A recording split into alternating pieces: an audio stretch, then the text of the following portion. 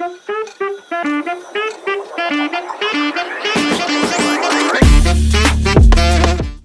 Hello hello.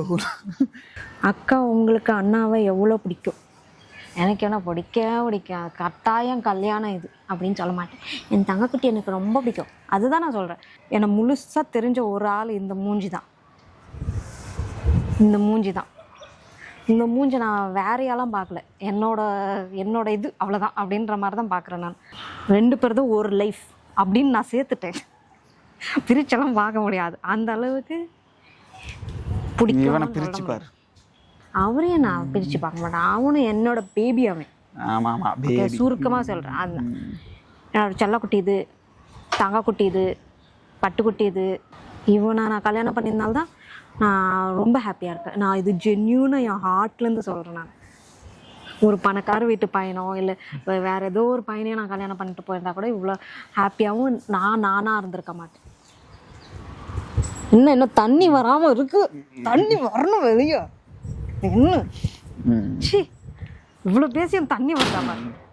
What's your job and income? ஆமாம், job பற்றி நிறைய பேர் கேட்டீங்க. Income, how to you manage your expense in Bengaluru? Love you guys, keep rocking. Thank you. நான் வந்து creative designer. நான் 3D ஆர்டிஸ்டாக இருந்தேன் போன 2 மாதம் வரைக்கும், முன்ன வரைக்கும். இப்போ நான் விஐபியாக இருக்கேன்.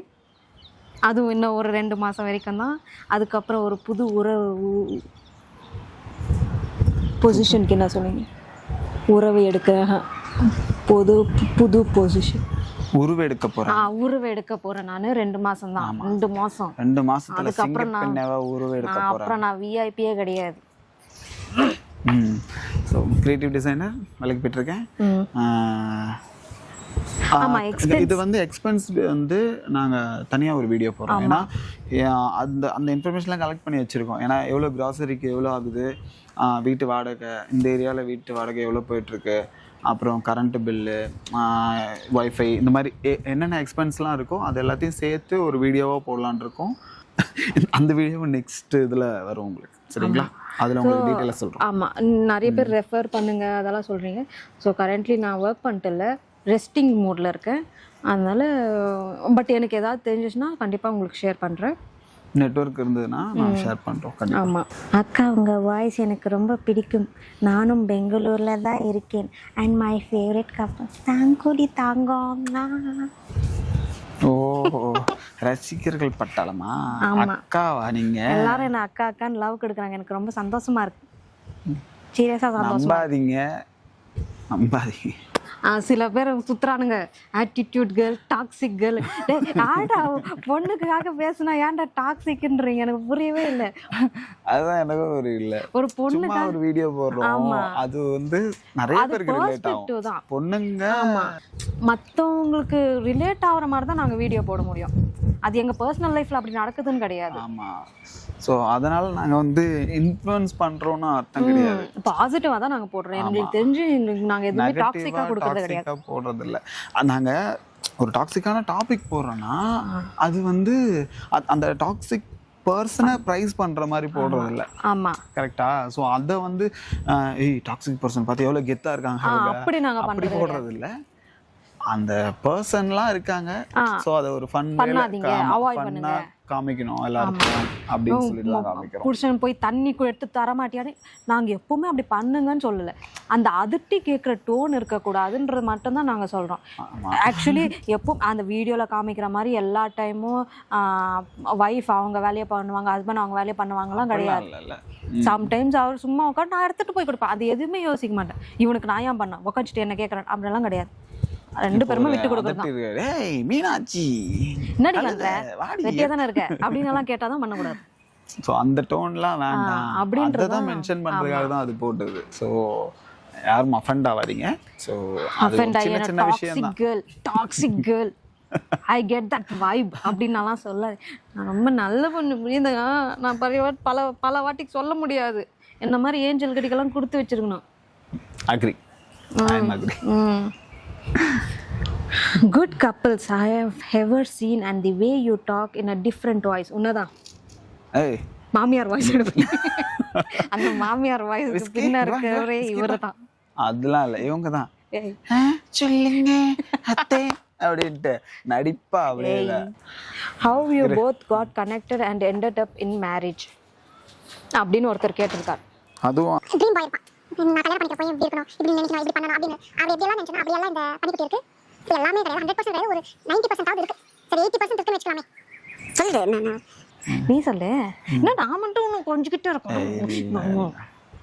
அவங்க வந்து இல்லை அது நான் சொன்னா அப்புறம் இன்னும் ஓவரா இருக்கும்.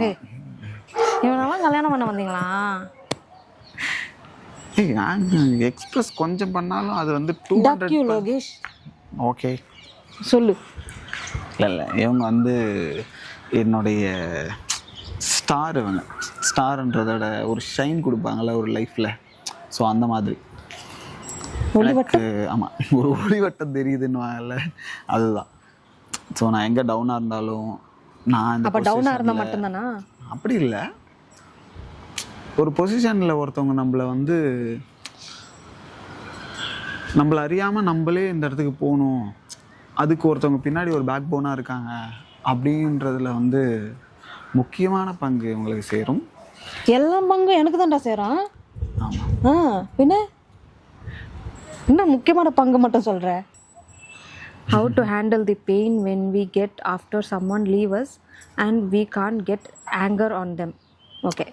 இந்த டாபிக்கு ஆக்சுவலாக அது என்ன சொல்கிறது, எல்லாருக்கும் தேவையான ஒரு டாபிக் அது. இப்போ ஒருத்தவங்கள வந்து நீங்கள் மூவ் ஆன் ஆகுறீங்கன்னு ஒரு ஸ்ட்ராங்கான டெசிஷனுக்குள்ளே போகிறீங்க அப்படின்னா அவங்கள இக்னோர் பண்ணுங்கள். ஃபஸ்ட்டு திங் இக்னோரன்ஸ் பண்ணாதான் உங்களால் அந்த ஒரு மைண்ட் செட்லேருந்தே வெளியில் வர முடியும். ஸோ நீங்கள் லவ் பண்ணுறீங்க, லவ்க்கு ஆப்போசிட்டு ஹேட்ரேட் கிடையாது, சேட் கிடையாது, சரியா? அவங்கள நான் வெறுக்கிறேன், அவங்களால நான் சோகமாகிறேன் அப்படி கிடையாது. நீங்கள் உண்மையாக லவ் பண்ணுறீங்க, அந்த வழியிலேருந்து நீங்கள் வெளியில் போகணும், அந்த பர்சன்கிட்டேருந்து நான் வந்து ரிலீஸ் ஆகணும் அப்படின்னா அவங்கள இக்னோர் பண்ணுங்கள், அவங்க தாட்டை இக்னோர் பண்ணுங்கள். ஸோ இக்னோரன்ட் பண்ண தான் நீங்கள் கொஞ்சம் கொஞ்சமாக மறப்பீங்க. அதுதான் பக்காவான ஆப்போசிட் லவ்வுக்கு. உங்களுக்கு நிறைய டைம் இருக்கிற மாதிரி தெரியும், ஆனால் அந்த டைமில் அவங்கள பற்றி தான் யோசிக்கணும், ஆப்போசிட் இருக்கிறவங்கள பற்றி தான் யோசிக்கணும் இல்லை. அவங்கள இக்னோர் பண்ணிவிட்டு சாப்பிடுங்க, நல்லா சாப்பிடுங்க, போயிட்டு பிரியாணி அது இதுன்னு வச்சு சாப்பிடுங்க, உடம்பை தேர்த்துங்க, ஜாலியாக இருங்க, சரிங்களா? இப்போ அவங்கக்கிட்டேருந்து ஏதாவது ஒரு சைன் வந்து வேறு யார் மூலியமா வருதுன்னா இருக்கட்டும் பரவாயில்ல அப்படின்னு சொல்லிட்டு அதை கடந்து போயிடுங்க. நல்லா இருக்கட்டும். ஆமாம், நல்லா இருந்துட்டு போட்டும். அவங்க வந்து அவங்களை இக்னோர் பண்ணிட்டு நீங்கள் பாட்டுக்கு. இன்னொன்று என்ன சொல்கிறடா, யார் உங்களை விட்டுட்டு போனாலோ இல்லை சீட் பண்ணிட்டு போனாலோ இல்லை உங்களை ஹர்ட் பண்ணிட்டு போனாலோ ஐயோ போயிட்டாலே அப்படின்னு அழுவாமல் நீ பண்ணிட்டல நான் வந்து காமிக்கிறேன் பாரு அப்படி ஒரு ஆட்டிடியூட் வந்தாலே போதும். அவங்ககிட்ட வந்து உனக்கு காமிக்கிறேன்ட்டு இல்லை, நான் வரேன் அவ்வளோதான் அப்படின்ற மாதிரி ஆட்டிடியூட் வச்சுக்கோங்க. இதுதான் ஒரு என்ன சொல்ற டெஸ்டினேஷனு முடிவு அப்படிலாம் கிடையாது. ஜாலியாக இருக்கலாம், ஈஸியாக மூவ் ஆனாலாம். இக்னோரன்ஸை ப்ராக்டிஸ் பண்ணிக்குவாங்க. மை ஃபேவரட் கப்பல். அக்கா உங்கள் வாய்ஸ் பேச்சு எல்லாமே குழந்த மாதிரி இருக்குது. I like it.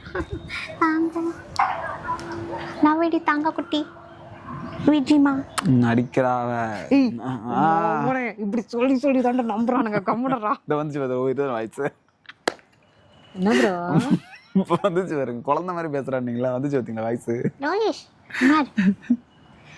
என்ன கேட்குறதுன்னு தெரியல. உங்கள் 2 பேரையும் எனக்கு ரொம்ப பிடிக்கும்.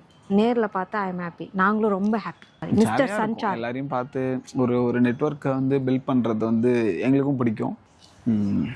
Honestly, I see you guys near NRI layout, but I don't even get a chance to speak. Next time வந்து பேசுங்க, ஜாலியாக பேசலாம். எல்லாருக்கும் அதே தான், ஜாலியாக பேசலாம், நாலேஜ் ஷேர் பண்ணலாம், ஃபன் பண்ணலாம். வீட்டுக்கு வாங்க எல்லாரும். வீடு சின்னதாக இருக்குது, ஸோ பெரிய வீட்டுக்கு வீடாக போனதுக்கு ஃபியூச்சரில் பெரிய வீட்டுக்கு போயிடுவோம். அப்போ எல்லாரும் வீட்டுக்கு வாங்க. விஸ்கி இருப்பான், விஸ்கி கூட இன்னும் ஒரு 4-5 குட்டி ஓடிட்டு இருப்பானுங்க. ஆமாம், Saturday night party, Sunday night party, எல்லா நைட்டும் பார்ட்டி. அவ்வளோதான், மேல் லோகத்துக்கு போக வேண்டியது. வேற என்ன இருக்கு? அதுக்கப்புறம் ஒருத்தர் வந்து கேட்டார், என்னது என்னதான் இவ்வளோ லவ் இருந்தாலும் கோவமே வராதா உங்களுக்கு, சண்டே வராதான் அப்படின்னு கேட்டிருந்தாரு. அதுக்கு நான் வராத கப்புலா? ஆமாம் வரும். வரும். சண்டே இல்லாத கப்புலா? ஆமாம், கண்டிப்பாக வரும். ஆனால் அது ஸ்டார்டிங் வந்து கல்யாணம் ஆகிட்டு ஸ்டார்டிங் பயங்கரமாக இருந்துச்சு. இப்போ எனக்கு சில மாதிரி சண்டை போட்டால் எனக்கு பயமாவோ இல்லை ட்ராமாவோ க்ரியேட் ஆகும்ன்ட்டு நான் அவர்கிட்ட நான் எக்ஸ்பிளைன் பண்ணிட்ட அப்புறம் அந்த விதத்தில் நாங்கள் சண்டை போட மாட்டோம். எனக்கு கத்துனா என்னால் முடியாது, அவன் கத்த மாட்டான், அதை நிறுத்திட்டான். கல்யாணம் ஆன புதுசில் ஆச்சு, அதுக்கப்புறம் அப்போ நான் எக்ஸ்பிளைன் பண்ணிட்ட அப்புறம் நிறுத்தியாச்சு. அதே மாதிரி அவருக்கு எந்த மாதிரி நான் பேசினா ட்ரிகர் ஆகுமோ அந்த மாதிரி பேசுகிறத இக்னோர் பண்ணிடுவேன். ஸோ சண்டை போட்டாலுமே இப்போ நார்மலாக 2 பேருக்கும் அந்த ஆர்கியூமெண்ட் மாதிரி போகிற சண்டை தான் போகும். சப்போஸ் சண்டை வந்தாலுமே ஒரு 2-3 ஹவர்ஸுக்கு மேலே அது நீடிக்காது. அதே மாதிரி இன்னொரு விஷயம் என்னன்னா, சண்டை வருதுன்னா முதல்ல ஆப்போசிட்டில் இருக்கிறவங்கள டிஸ்ரெஸ்பெக்ட் பண்ணாதீங்க. ஆமாம். ஸோ அதுதான் சண்டையை வேற இடத்துக்கு கொண்டு போகும். ஸோ நீங்கள் ஒரு சண்டை போடுறீங்க, ஏய் எனக்கு கிட்ட இது மாதிரிலாம் பேசாத, உன்னை போய் கல்யாணம் பண்ண பார்த்தியா அப்படி பேசுறது, நான் உன்னை கல்யாணம் பண்ணதுக்கு வேலை வேற, ஏன்னா இப்படி தான் சந்தோஷமா இருந்திருப்பேன் அந்த மாதிரி யூஸ் பண்ணக்கூடாது. அப்புறம் நீ என்ன இவ்வளோ சீப்பாக நடந்துக்கிற, ஸோ அந்த மாதிரி அவங்கள டீக்ரேட் பண்ணி பேசுறது வந்து பண்ணக்கூடாது. ஸோ உனக்கு எவ்வளோ கோவம் வந்தாலும் ரெஸ்பெக்ட்ஃபுல்லாக இருக்கணும், அவங்களுக்கு ரெஸ்பெக்ட்ஃபுல்லாக சண்டை போடுங்க. ஆமாம், அது ஒரு ஹெல்த்தி கான்வர்சேஷனாக போகும். ஸோ ஏன்னா சண்டை முடிஞ்சிடும், ஒரு 2 நாளோ 3 நாளோ உங்களுக்கு சண்டை முடிஞ்சிடும். பட் அது மனசில் பட்டுருச்சுன்னா அது போகவே போகாது. என்னை இப்படி சொல்லிட்டாங்களே அப்படின்னு நிறைய பேர் நம்மளுக்கு நிறைய விஷயம் சொல்லியிருப்பாங்க, அது நம்ம மனசுலேயே இருக்கும், அப்படி சொல்லிட்டாங்களே. அந்த மாதிரி 2 பேருக்குள்ளே நடக்கக்கூடாதுன்றதுனால இதை நீங்கள் மைண்டில் வச்சுக்கோங்க. சண்டை வந்தால் டிஸ்ரெஸ்பெக்ட் பண்ணாதீங்க. இது நிறைய பேருக்கு ஒரு என்ன சொல்கிறது, எங்களை பற்றி ஒரு சின்ன புரிதல் ஏற்படுத்திருக்கோம்னு நாங்கள் நம்புகிறோம். ஆமாம், நாங்கள் போயிட்டு சோளத்தையும் பலாப்பழத்தையும் சாப்பிட்டுட்டு தலங்க பிள்ளை இல்லடா அப்படியே படுக்கிறான் பாரு. ஓகே, பாய் பாய் பாய். நெக்ஸ்ட் நாங்கள் லைஃப்பில் என்ன பண்ணுறதா இருந்தாலும் உங்கள் சப்போர்ட் தேவை, கண்டிப்பாக தேவை. ஸோ சப்போர்ட் பண்ணுங்கள். சப்ஸ்கிரைப் பண்ணாமல் பண்ணியிருந்தீங்கன்னா சப்ஸ்கிரைப் பண்ணிக்கோங்க. ஸோ நம்ம ஒரு ஃபேமிலியாக ஸ்ட்ராங்காக பில்ட் ஆனோன்னா நமக்கான ரெகக்னிஷன் வீட்டில் பார்ட்டி பண்ணலாம். கண்டிப்பாக பண்ணலாம். ஆனால் அவ்வளோ பெரிய வீடு இருக்குமா? அப்படி இல்லைன்னா பேட்ச் அந்த பார்ட்டி. ஆமாம்.